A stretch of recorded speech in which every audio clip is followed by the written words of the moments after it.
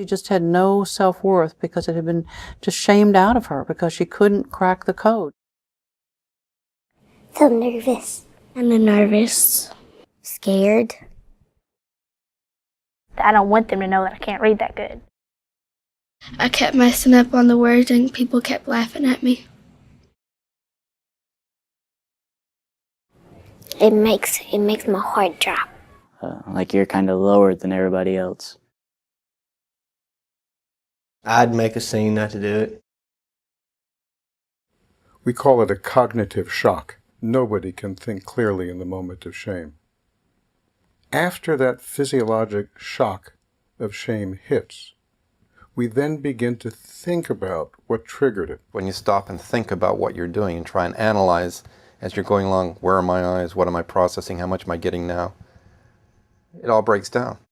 And I'm like, oh, I hope I don't screw up. And I'm thinking about how much I'm going to screw up, but then I'm not really thinking about the reading.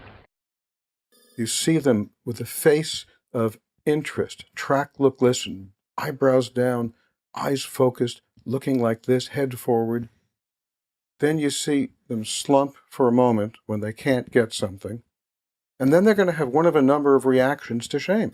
It basically takes the cognition hostage. Yeah, it paralyzes the child. It's a very maladaptive feedback cycle that you approach a task with anxiety because of concerns about your own performance.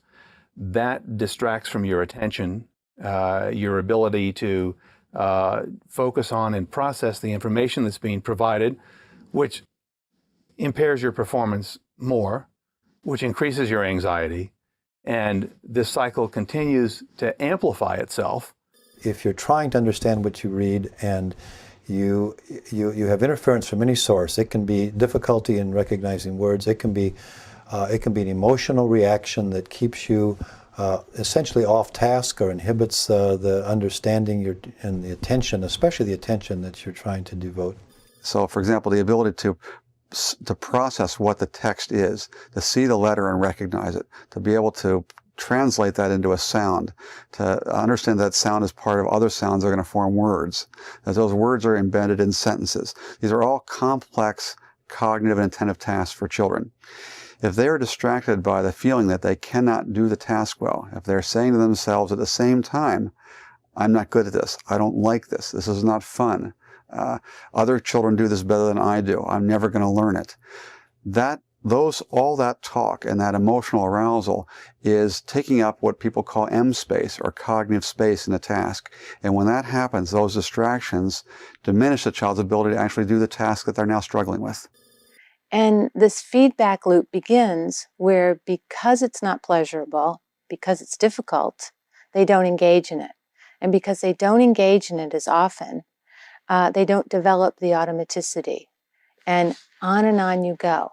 I have to say, that's one of the few things I personally have not studied. So I do not know from my own research how the frustration of poor reading further interferes with the ability to read, but it certainly must do that.